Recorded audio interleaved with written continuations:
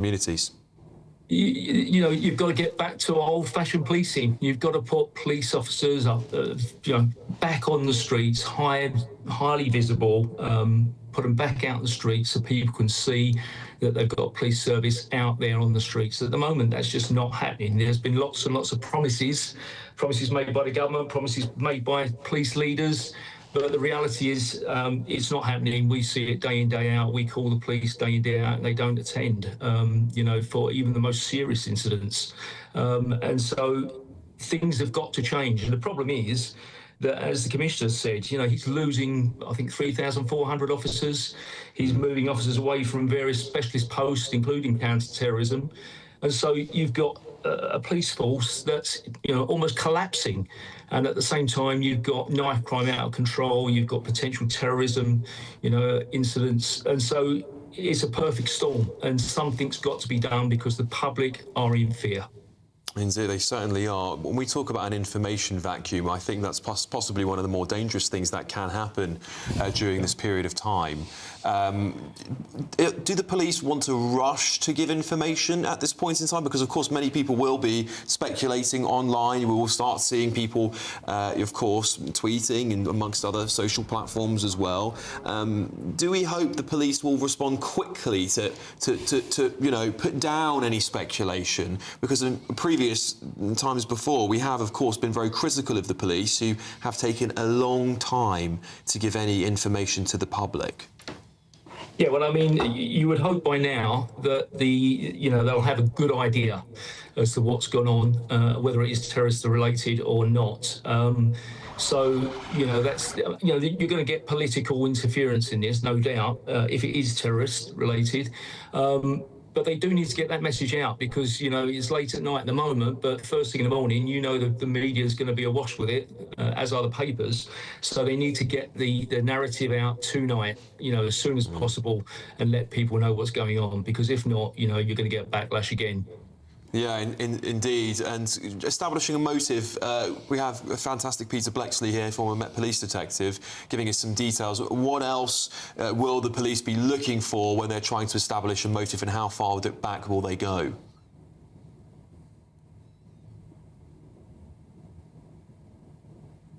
Unfortunately, we just lost former Detective Chief Inspector Dave McKelvey there, but I do thank him for joining us while he was able. I'll pass this over to you, Peter, because that establishment of the motive is very important now. Will the police go into his background, into his childhood? Will they go to his home, or they go to his family's home? If it's a male, of course, we're just presuming it's a male. What sort of things will the police now do? You probably don't want to hear this, but my opinion is that motive is hugely overrated. It's great in a detective thriller, in a novel, and it's great in a TV drama. But in reality, sometimes you are dealing with, and I'm talking about in other cases that I've researched and looked at, sometimes you're trying to kind of rationalise the thoughts of an irrational mind. So it's impossible. Sometimes very unhinged people do things just because they are simply unhinged. So motive can be overrated. Of course, if it's obvious, because you might find somebody has written some kind of letter or something before they went and committed a crime, and some people in the past have done that kind of thing, then that's fine and it's very useful. But it's far from the most important thing. A couple of points that I'll pick up on, if I may, Please. From the excellent Dave McKelvey. Those trains these days, at that time of day, at weekends, are very, very busy. Yes, thousands of football supporters and followers of other sports are travelling from city to city to watch their team, to watch their county, to watch their favourite athlete, and so on and so forth. And of course, people are travelling for the weekend to see relatives and friends and all of that. So those trains are very busy at that time of night. And another thing with regards to the release of information, the police still carry the scars of the tragic case of Nicola Bulley, a woman who went missing and was later found dead in a river. There was a huge vacuum created by a lack of information from the police. And when they did finally get in front of the cameras, they were so clunky, clumsy, and, to be frank, awful that it just fueled speculation. TikTokers all gathered at the scene, and it became a massive, out of control kind of social media conspiracy thing, and because it was very badly handled. As soon as the police can, they will. But to reiterate my earlier point, it would be shameful to put information out before relatives have been informed. That's a very good point, Peter. We are rejoined by former Detective Chief Inspector Dave McKelvey. Dave, thank you for joining us back on the show. Many people will be very, very fearful tonight. They'll have friends, as Peter was saying, it's a very busy travel evening. In some ways, in some very small ways here, it was great that this stopped near a police station, but we are seeing police stations closing in many parts of the country. Do we need to take our policing more seriously in this country when we see events like this?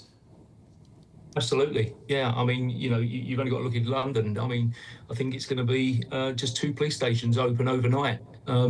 So, you know, police stations are being closed left, right and centre. You know, and you're seeing fewer police officers on the streets. And as I said before, you know, your specialist skilled teams are also in decline, are being, you know, reduced in size. So there are real issues and real problems. And the only way to resolve this is to get police officers back on the streets. But of course, you've got some significant problems. You've got, you know, large numbers of officers on adjusted duties. I think something like 7% of the Met can't go out on the streets at the moment. You've got officers suspended through these silly investigations that are going on at the moment. And you're losing you can't recruit. They can't recruit at the moment. They can't retain. No one wants to join. It's a complete mess. It's very sad. And Peter would tell you, you know, back in our day, you know, it was a vocation. It's something you wanted to do. You wanted to spend a career doing. And now, unfortunately, it's gone the other way. And, you know, incidents like this are going to be more common, I think, because you're not seeing police officers on the streets anymore. Not just incidents like this, but, you know, just burglaries, motor vehicle crime, any form of crime. People don't feel safe anymore. Indeed, I think that is a feeling shared by many people that I speak to, Dave. Do you have any insight, Dave, at all as to how the police might respond differently to an incident like this one on a train? Of course, it is still a public, it's still on public transport, of course, but is there different protocol to follow? Well, it would depend entirely on whether or not it's a terrorist incident. If it's a terrorist incident, obviously, counter-terrorism branch will take over and deal with it themselves, and you'll get, you know, the full resources available. If not, it's British Transport Police. You know, probably the youngest force out there, but they have an excellent team of detectives, some very experienced SIOs, and so, you know, there's going to be an SIO, whether that's terrorism or it's just knife. I say just knife, but if it's a knife-enabled crime, and you're going to get an SIO who's going to have to manage that scene. As Peter said, you know, the first thing to do is to preserve life, and then you've got to close that scene down. You know, it's going to cause utter chaos because until such time as it's been forensically examined, and I would think that's going to take some considerable time.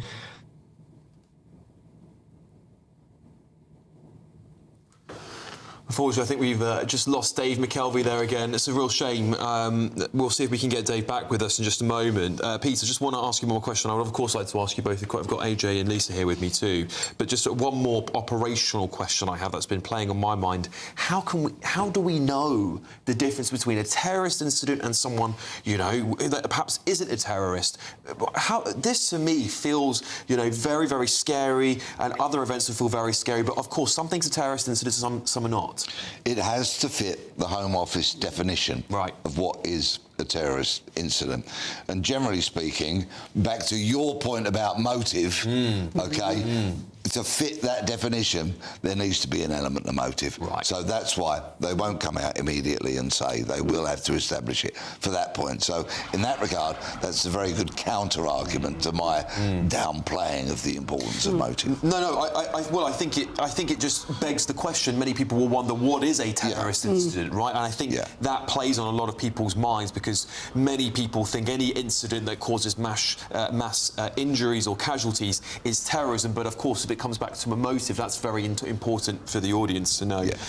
Lisa, I want to come back to you because, of course, incidents like this shock the public. Yeah, that's what I'm thinking. Because it could be any of us. People are frightened. People are going to be really frightened about this. This is on a train. This is public transport. People going shopping, coming home. I know that train line to Peterborough. It is extremely, as Peter said, it's a really busy train line, and it looks like there's only one carriage. So that carriage would have been packed solid. Yeah. And what will be happening now within the country is people will be now frightened again, getting on buses, going on trains, because it was only a few days ago there was another stabbing. You know, someone was killed walking his dog. I know. And I think that the government, the politicians, all of us, we've got to have a proper conversation now about knife crime in this country. It is an epidemic. Yeah, AJ, I mean, some of these reports are so harrowing. And, you know, you think immediately of the people who are caught up in this on the train. Of course, it'll be very traumatising for them. But the thing that stays with me when I see these events is that this could be any of us here. We could just be on a train up to see friends or family. And it's so, we don't know, of course, their motive, but it always feels so random sometimes, and that was kind of part of the cruelty of it all. Yeah, especially this weekend, Halloween weekend, lots of people travelling, lots of sporting events, firework events at Ali Pali. There's everybody's travelling around, and it is so busy. And I think the one thing that Peter said, and very importantly so, is them first-line responders, hearing how they are going to deal with this. Like, there is so much more violence daily, even for the general public. Seeing it on social media, it feels like it hits you so much harder because your phone is in your hand, in your pocket, you sleep with it beside your bed. These alerts that come up, it impacts everybody so much more than it did, say, 10, 20 years ago. I think that's what's really, really scary. Even if you aren't there in this instance, you haven't witnessed it, you still feel so deeply personal scars. And may I say, it rewinds a couple of hours to what was virtually my first contribution tonight to this show, when I was talking about so many people living in fear. Yes. Yeah. This just plays into that, I'm afraid. Yeah. There are other reports here of a man who said he was writing this as his girlfriend today was feeling, she was on the train actually, and that a man protected her while he was on the train. Of course, I can't verify. This is somebody who's posting on social media, of course. But we hear these accounts, don't we? We hear these accounts of, just again to go back to someone, the Telegraph were reporting some of this earlier, many other papers and other news outlets, including ourselves here at GBNews, but witnesses described seeing a man with a large knife, tasered by the police. One witness has said that was blood everywhere. People were getting stamped on by others as they tried to flee in mass panic almost. People shouting, "I love you, we love you," and potentially, I guess, to some of their friends and perhaps people down the phone, people hiding in toilets. Witness saying that a man was extremely bloodied by the time the train had stopped. They were basically on the floor. It's harrowing. It's so harrowing to think that these acts are done by other human beings. Sometimes just it's hard to imagine. And unfortunately, we're seeing these scenes constantly now. I mean, anyone who's on social media this week will have seen scenes. Yeah. You know, seeing scenes of people carrying knives, you know, and extremely large knives as well. People being arrested with knives, you know, down their trousers. That are, you know, I live in Nottingham. It's very common now for police arresting young men, and they're finding knives, zombie knives, down their trousers. Yeah. This is, unfortunately, we live in a country now where this is very normal and very common. And I think sometimes we do have to shock ourselves and say, this is not normal and it shouldn't be common, and we do need to have a better conversation about what we're going to do about this. There will be stabbing victims in other accident and emergency units tonight, the length and breadth of the country. Tonight. And tomorrow night. Yeah, where you live, where I live, where AJ is from, everywhere. And I think if we take anything from this, is that we take that stabbing should not be a normal thing in this country. It should not be a common occurrence. Yeah, offences involving a knife, just to give you some idea, this is the data here from the ONS, that it does exclude, by the way, parts of Greater Manchester, I believe, but this does cover England and Wales. In 2024 to 25, 49.6 thousand offences, so quite high. AJ. Knife crime is an issue that has been plaguing this country for a really long time. When we look at places in America, we say gun violence, and when they point to us, they say knife violence. Yes, and yeah. This is the thing, isn't it? We're becoming sort of a bit of a laughing stock internationally because we do these things. Like we're going to ban the zombie knives, for example, that we're going to put age restrictions on buying things from Amazon. Yeah. It never goes far enough, does it? Is the problem we're trying to solve here the wrong problem by banning knives? Surely we need to look at the root causes of the crime. I think it comes down to policing on one side and education, and I feel like, unfortunately, scenarios like this become statistics, and that's really sad when somebody becomes a statistic. And hearing the thousands, tens of thousands, which have been reported, let alone the amount that haven't been reported, that's the scary thing. Like, we only see these numbers, but when you actually are out and about, and you do see it, and even walking to the underground and seeing people be stopped, and they pull out what is a machete to somebody like me looking at it, that's not like I see that once in a blue moon. That's quite regular in London now. That is such an important point that AJ raises. Those statistics are utterly unreliable because they're just the crimes the authorities know about. All those thousands of people that have been carrying weapons and are carrying weapons around our streets as we speak don't feature in those stats because they don't get caught, so they don't get reported. Yeah, this is it. This is the problem, isn't it? And you know, data is only giving us part of the picture here. I mean, go back to 2019, 52,000 offences involving a sharp instrument, as it's put by the ONS, by the way. So that number has pretty much stayed the same, apart from a small drop during COVID. It hasn't got any better, and that's the worrying thing. It's pretty much stayed the same, with a couple of thousand here or there, which is not, in my opinion, any difference that was worth celebrating. We're going to bring Dave McKelvey back with us now. Dave, thank you for rejoining us on this. We've been having a heated and passionate discussion about knife crime here because, you know, for us, particularly people living in cities, knife crime is just something we're learning to live with. Should this be the case? No, absolutely not. And you know, as Peter said again, you know, the fact is that police only record incidents where a knife is, you know, is an offence with a knife, i.e., you know, offensive weapon, or where they get arrested for an assault and a knife is found. Obviously, it's only when they're arrested that will ever get reported. You know, they won't record or report incidents where a knife has been seen, for instance. So you can discount the figures. They're complete nonsense. You know, the reality is it's about how people feel. A lot of this is not, you know, necessarily about crime figures. It's the actual feelings of people, the public. Do you feel safe? That's the question. Do you feel safe? And we, you know, across all of our beats, we talk to people day in, day out. They just don't feel safe anymore. That's the reality. And, you know, we're dealing with a burglary from yesterday. A suspect's on burglary yesterday. Peter will know what I'm talking about. We turned up within 2 minutes. The police turned up this morning, literally 14 hours later. Now, that's when you've got people in your home, breaking into your home, and the police turn up 14 hours later. That's not acceptable. Now, I'm not blaming the police for that. That's because of resources. That's because, you know, of cutbacks and everything else that's gone on. And, you know, the reality is you're not going to find knives on people unless you carry out stop and search. And, of course, over the last 10 years, the police, the politicians have been pushing hard against police officers carrying out stop and search. It's been, you know, become a political football. Stop and search is the most vital tactic to stop the carrying of knives on the streets. Simple as that. It certainly has become a political football, hasn't it? And I point back to, you know, previous prime ministers, home secretaries, and politicians today who call the policy racist and otherwise because it targets certain ethnic minority groups. Have we got to start moving past this as a country? Have we got to start having honest conversations about the roots of knife crime? Who is more likely to be perpetrators? Because while we hide away from the real statistics, surely we're just allowing more and more of this to transpire. Yeah, absolutely. You know, at the end of the day, you know, in London particularly, you know, who's killing young black kids? It's young black kids.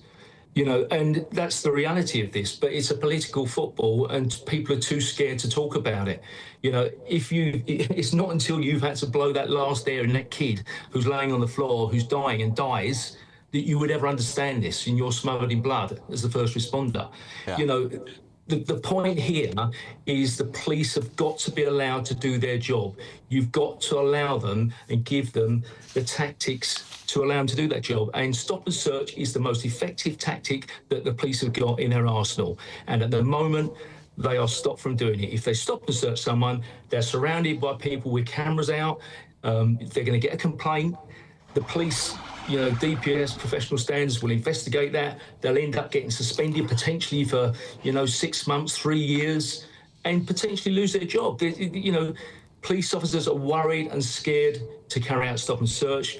Police officers are worried about arresting people in this day and age, and it's all become too political. They just want to get on and do their job, most of them. Yeah, indeed. Certainly, we would like the police to be able to do their jobs as much and easily as possible without all this red tape and the other things they've been embroiled in these days. Dave McKelvey, former Detective Chief Inspector, thank you so much for joining us on GB News tonight. We really appreciate your contribution and all the insights into this incident and what operationally may be happening. We're going to go back now to our Home and Security Editor, Mark White. Mark, can you bring us the latest on this? Of course, we've been reading out reports here talking about knife crime in the country. What more do you have to tell us? Well, listen, of course, you've got the broader knife crime picture, but this looks altogether much more sinister than just, you know, your annual sort of knife crime statistics here. This looks like a targeted attack on that train, because from all of the eyewitness reports that are now coming through about the way in which multiple people were being stabbed in the carriages, it sounds absolutely horrific. This was the LNER train from the Hull, the 1835 service, down to King's Cross Station in London. It would have arrived shortly after 9:15 this evening, but of course is now stuck on the platform at Huntingdon Station. Now, according to multiple reports now, and this is why we can take it as being pretty accurate, because it's more than just one. It's so many different people that have been speaking to different news outlets. It appears that this stabbing attack began shortly after the train pulled out of the station at Peterborough. And then at that point continued all the way to Huntingdon. Now, of course, you know, as compared to some of the gaps between stations, it's not a huge gap, but it's still a good 20 minutes or so to get you to Huntingdon. So it seems that this incident was unfolding with people being stabbed, people being running from the carriages, where at least one knife man, maybe more, were in those carriages, running, trying to hide in toilets, trying to get to the safety of another carriage. We've got reports that from one eyewitness who saw a very badly injured man covered in blood coming down the carriageway, saying that he'd been stabbed, and then shortly after collapsing to the ground in the carriage there. And was apparently taken away by paramedics. By that time, it seems the train had reached Huntingdon itself. So I think we've got some more pictures that we'll be able to bring you shortly as well from the Press Association. As soon as we get those cut for you, we'll send them to you. But in the meantime, all we've really had from the emergency services is confirmation of the incident that unfolded. They said shortly before 7:50 this evening. that they have a very significant response. And of course, you've seen by all those ambulances that the camera just passed there about 20 ambulance vehicles, some of those paramedic units, others the hazardous area response teams, the specialist paramedics that respond to these major incidents. And we heard from the East of England Ambulance Service that some 3 air ambulances, 3 helicopters had been sent to the scene as well. One of those images there, the vehicle passing, looked to me like a HEMS, a HeliMed medical team actually arriving in a red land vehicle, as they often do as well. That carries these trauma specialist doctors that are best able to give the best care to someone that's badly injured, in the hope of getting them they're stabilised before being transferred to hospital. Now, and you're looking now at live images coming to us from the Press Association.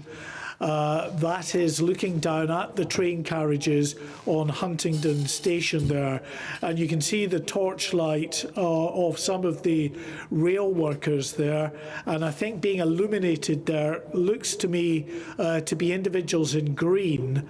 If that was the case, then they may well be paramedics.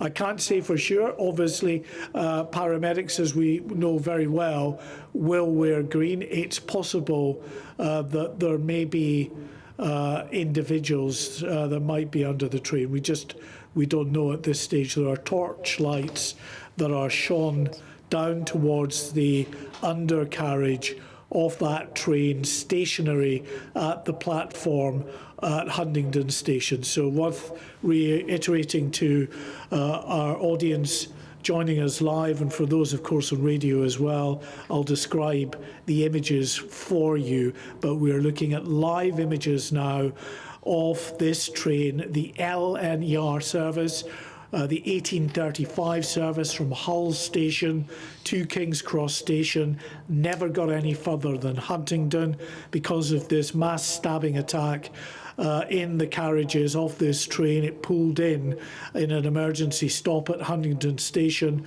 and emergency services, armed police in particular, moved in and dealt with the threat. We're told at this point that 2 people have been arrested. And what we're looking down at the moment, as I say, described for our radio audience here, are a number of individuals. I can see those in orange boiler suits that look very much to me to be track maintenance workers that are down there, of course, because anytime you're working rail side down on the tracks, it can be a dangerous area. You require those specialist teams there. They will have switched all of the powers, all of the electricity off in that area, as well as we're seeing ambulances now at the scene as well. I'm not sure if they are moving away from the scene or if this is another group of ambulances arriving at the scene here. They may be actually leaving the area, because I think the main response to the bulk of the casualties happened some time ago, and those individuals have been taken to area trauma units. I should say, in terms of the reaction, apart from the confirmation that's been coming from British Transport Police, Cambridgeshire Police in the East Area Ambulance Service, we of course have had responses from our most senior politicians, which gives you an indication of just how significant this incident that is unfolding up in Cambridgeshire is. The Prime Minister said a little while ago, the appalling incident on a train near Huntingdon is deeply concerning. My thoughts are with all those affected, and my thanks go to the emergency services for their response. Anyone in the area should follow the advice of the police, and of course the advice of the police is to stay away, unless of course you're an eyewitness. Then you're encouraged to contact the police with any information that you might have. Shabana Mahmood, of course, the Home Secretary, has also responded. She said, "I'm deeply saddened to hear about the stabbings in Huntingdon. My thoughts go out to all of those affected. Two suspects have been immediately arrested and taken into custody," she said. "I'm receiving regular updates on the investigation, and I urge people to avoid comment and speculation at this early stage."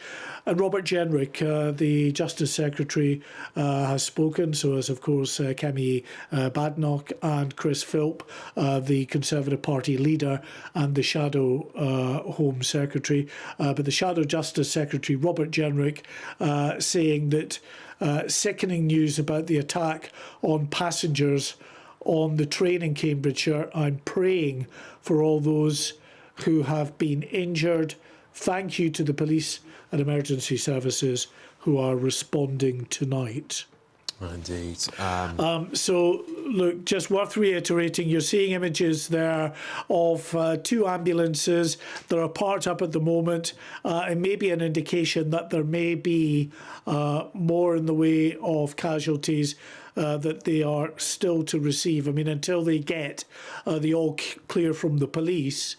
And remember, you're searching a whole train, and you're searching in the carriages, but you're also searching underneath the carriages because you just don't know, Alex. People will come off, and there are eyewitness reports of people staggering up the platform covered in blood. So it's absolutely possible that someone has left one of the carriages once it's pulled into the station and may have, because of the condition that they're in, they may have wandered off and collapsed somewhere. That's why the searching that is ongoing now is not just going to be confined to the carriages themselves, but the immediate area underneath and around the train itself. And until that all clear has been given by Cambridgeshire Constabulary to those ambulance service personnel, you'll still have that response. And the images that we're looking at there, those are armed police at the front there,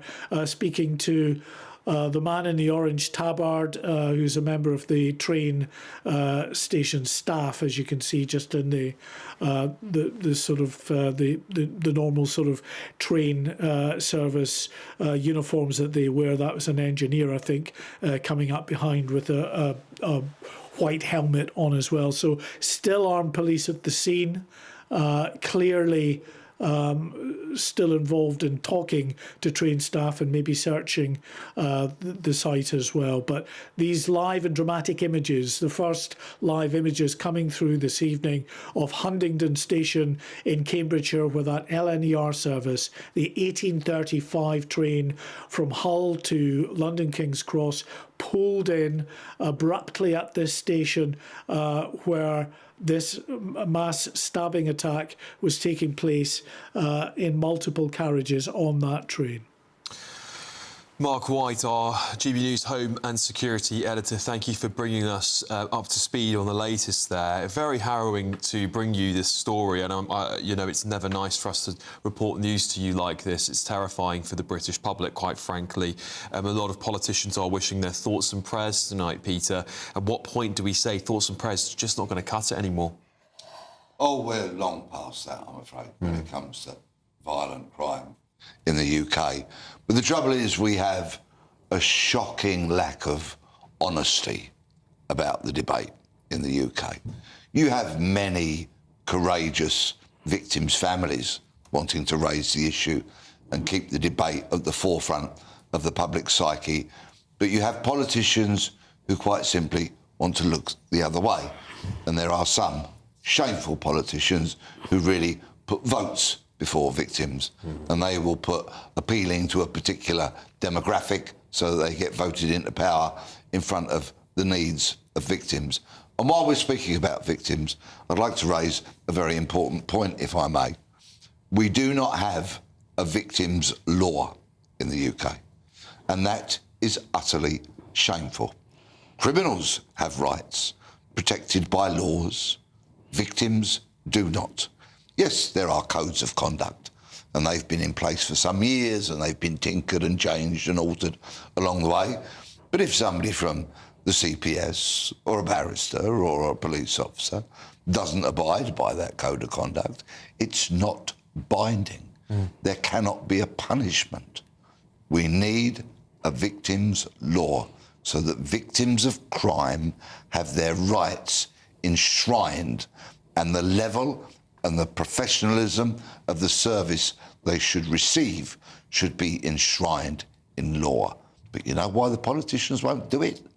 Because they simply think the police won't be able to abide by it.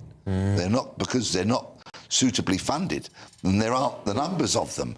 So that's why it's simply never happened. But it is a deep, dark stain upon this country. I'm reading reports, of course, about this. I'm trying to keep the audience informed as much as possible about what's happened here.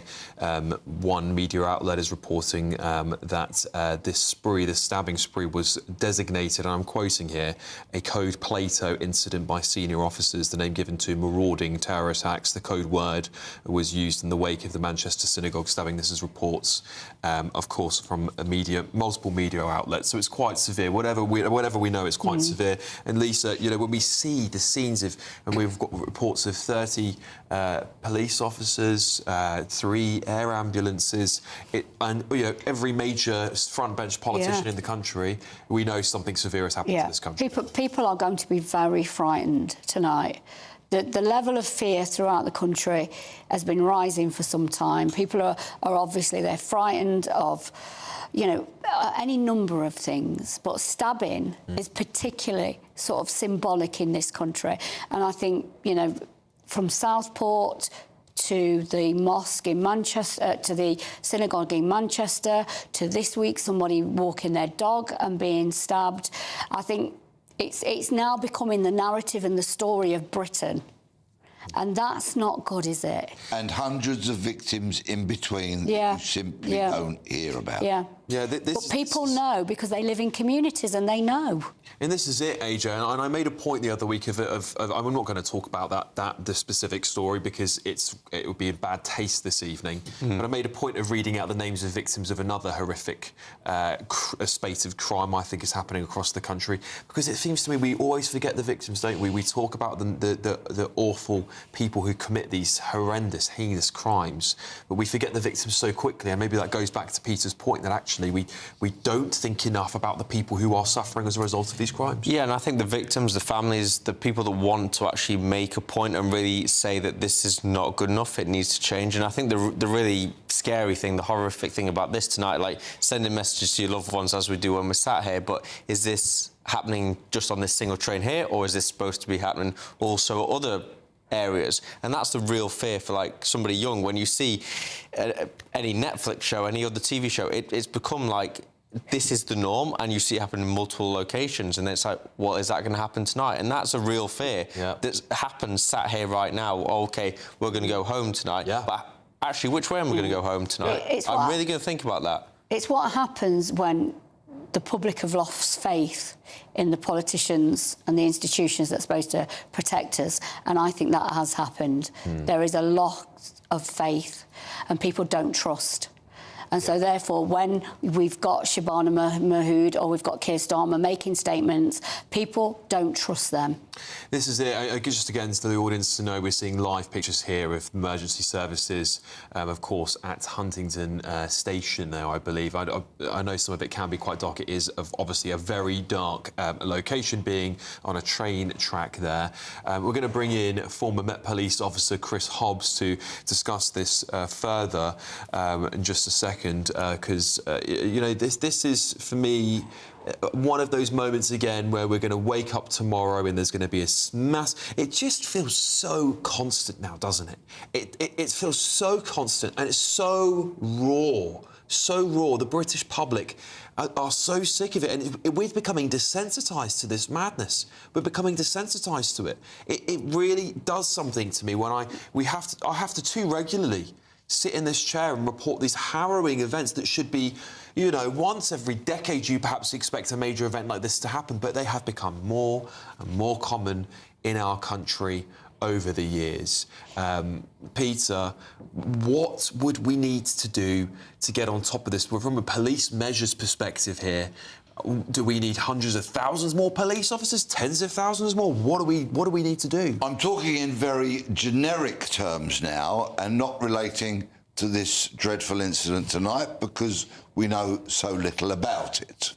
So let me just say, what should we do about horrendous crime in the UK per se? Number one, and I think Govinda Johal's family and I think Rhiannon White's family would agree with me fundamentally on this, get control of our borders. Stop people coming into this country who simply shouldn't be here. One of the newspapers that we didn't get to cover this evening because of this dreadful event, the Sunday Express, its front page screams, hundreds of foreign killers slip into UK. Another newspaper this week has been doing regular articles on people that have come into the UK on boats who are wanted for murder and rape in other countries, particularly Germany, after that ludicrous Angela Merkel allowed 1 million people undocumented into her country. And look at the price that Germany has paid. We are paying the same price, and that price, tragically, is in lost lives. This will really spark calls, AJ, for, this lack. And I think we have really let the country down when we constantly cut back and play political football with the police. The first duty of any government is to protect the people. This is the primary function of government. You can strip everything else away and we'll manage, we'll find a way. But when the British people can no longer feel safe in their own country through attacks like this, this is public transport, for goodness sake, people should be able to get on a train and feel safe getting from A to B at the bare minimum. People will feel waking up tomorrow, AJ, completely terrified. Yeah, I think, plus this is the busiest night leading up towards Christmas and New Year's, and knowing that this is the busiest night, how do we prepare for the next busiest night of whatever it may be in large gatherings? And I think, as you kind of say in the Express, the front page, it's a powerful statement. Hundreds of foreign killers, that is being put there right now. This may be a different news front page tomorrow, it may be this incident, but at the end of the day, I think it's people and the police need to do their job. Stop and search needs to be done. If the police can't do their jobs, then unfortunately things like this is going to become even more so desensitised, and it's going to become daily. Yeah, I just hasten to add, of course, that we don't know if this is related to anyone foreign. We don't know anything about the suspects currently, just to be clear. But I think what we do know is that the country has been exposed to these sorts of crimes for a long time now, and I think the Southport situation will be playing on people's minds when they see this, because again, it's stabbings, with multiple people injured. As Pete says, a general take of the sense of the country, the situation we're in, and unfortunately where we seem to be continuing to go. OK, I'm going to bring in former Transport Officer Gary Hayes, because this is very, this is admitted on a train. Gary, if you can hear me, this attack tonight will spark fear into many up and down the country as they go about their weekend. This is a time when our trains are exceptionally busy. People just trying to get home. We've got live images here. We can see sniffer dogs, I believe, being brought onto the scene. Gary, what sort of response should we expect from the British Transport Police in an incident like this? You'll get an absolutely professional response. The officers that will be attending, unfortunately, will be, I'm not going to say 100% prepared for this sort of incident, but will have experienced similar incidents. So they'll turn out. We've got an ongoing incident now that will be clearly investigated thoroughly. We've got a live crime scene.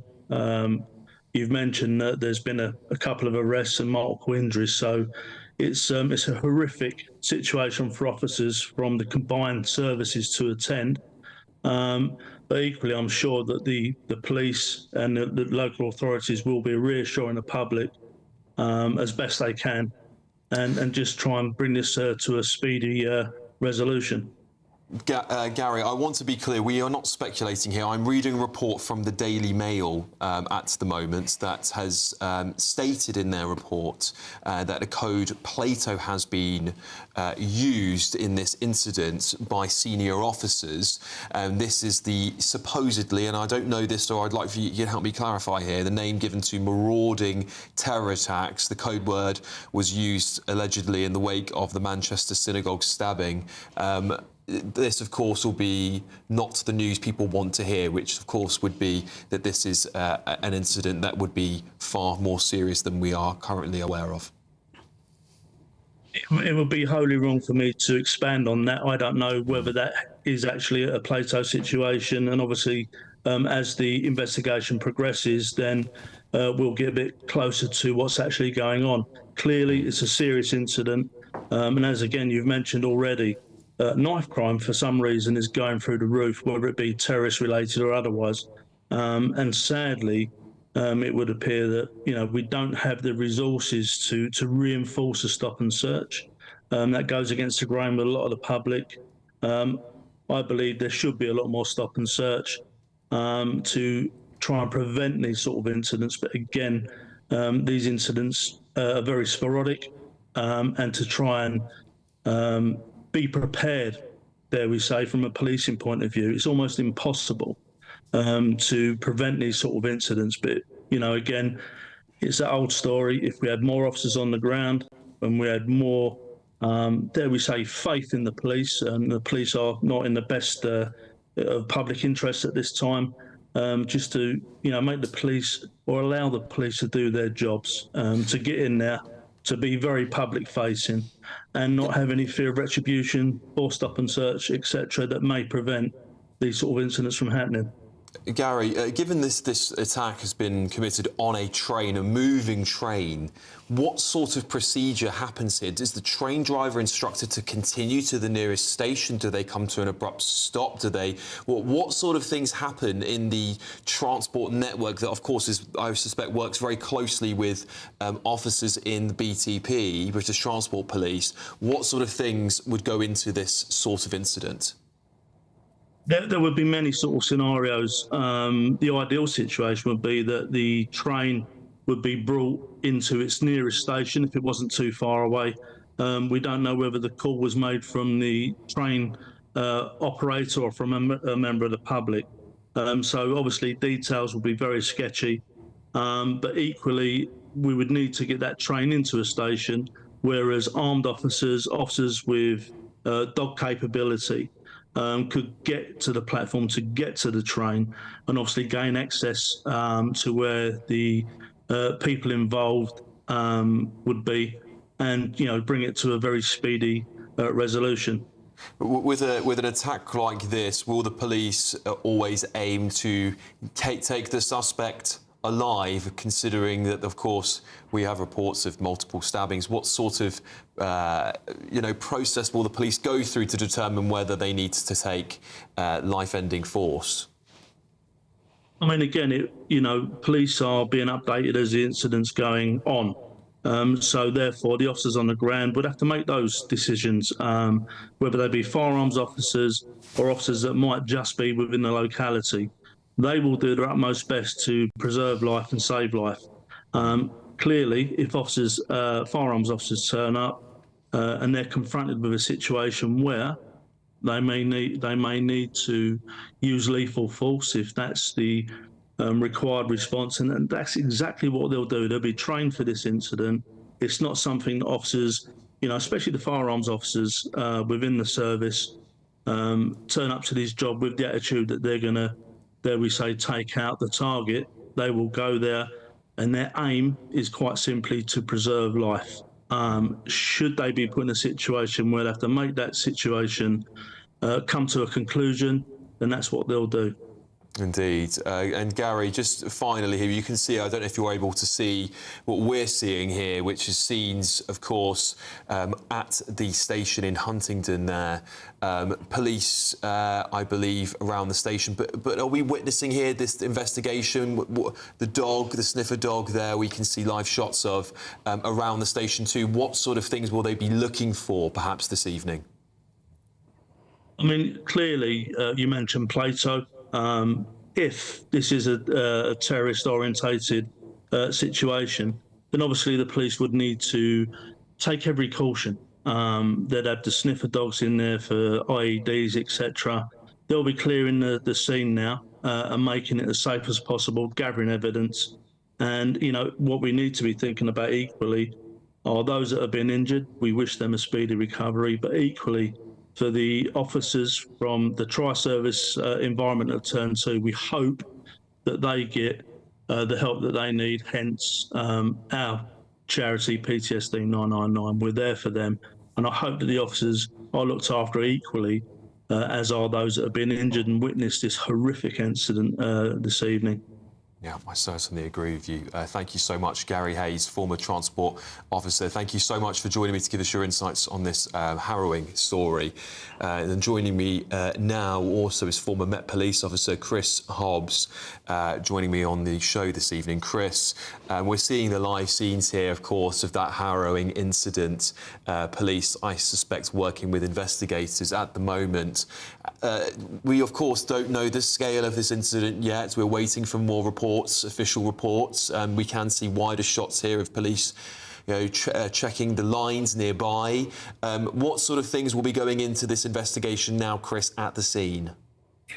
Well, there will be massive resources at the moment being deployed.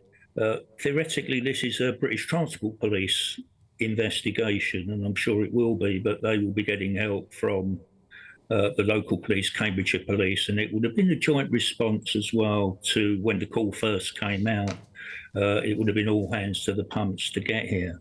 What they're going to be doing at the moment, as your previous caller said, is going to be, as best they can, preserving what is going to be a very complicated crime scene. Now arrests have been made.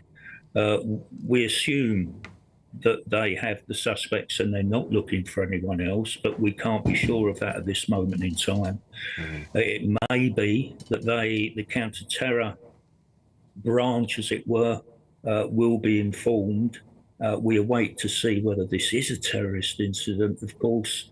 And, of course, in addition, there will be concern for the victims. And victims, of course, will also need police officers in attendance at some stage, if they're not too badly hurt, taking statements, finding out exactly what's gone on. So it will be a massive police operation in perhaps a part of the world that may not be used to this sort of incident, as you would say, get in London. But by the looks of it, they've responded quickly and professionally. They've got armed police there pretty quickly. They've made a couple of arrests. We don't know whether these are going to be the suspects.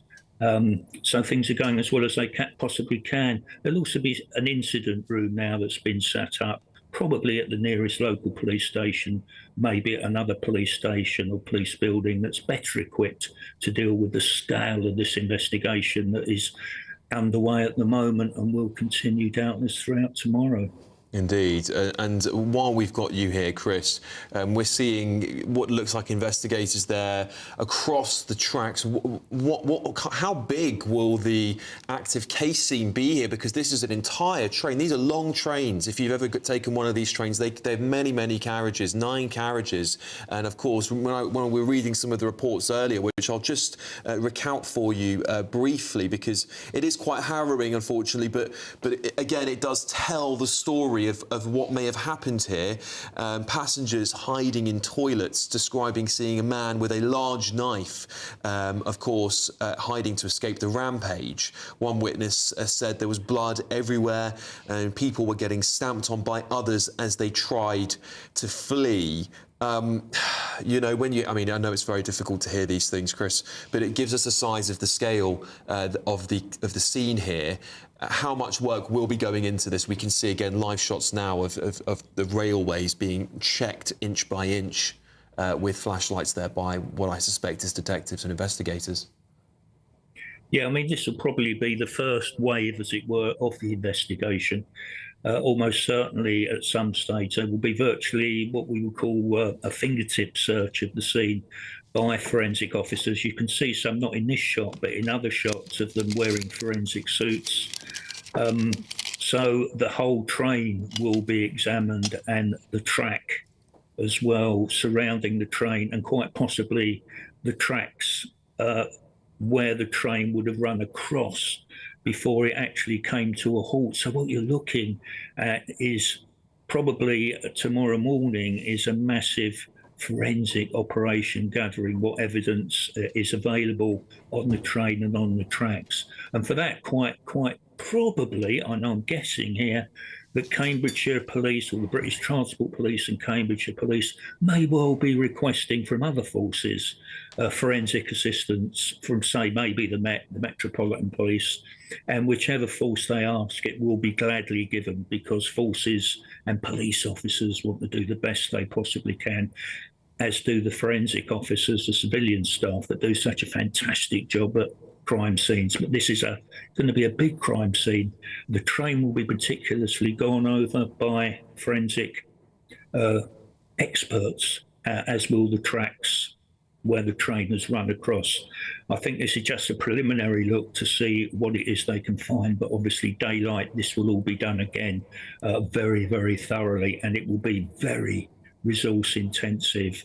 But of course, it's a terrible incident, and I can't imagine what the people on the train, those passengers, must have gone through as this incident unfolded. It must have been absolutely terrifying. It certainly does indeed. And Chris, also, we're fortunate to know that near Huntingdon Station there is a fire and rescue services station nearby, and of course the Cambridgeshire Constabulary HQ nearby. Will that have played into, of course, the police being able to be there very, very quickly on the scene? Not necessarily. I think there has been, from what you can make out, or what we can make out, a good response. But of course, this is Saturday night. So probably what you would have had around Cambridgeshire are the normal police patrols, and it will be their normal police patrols that would have responded to this.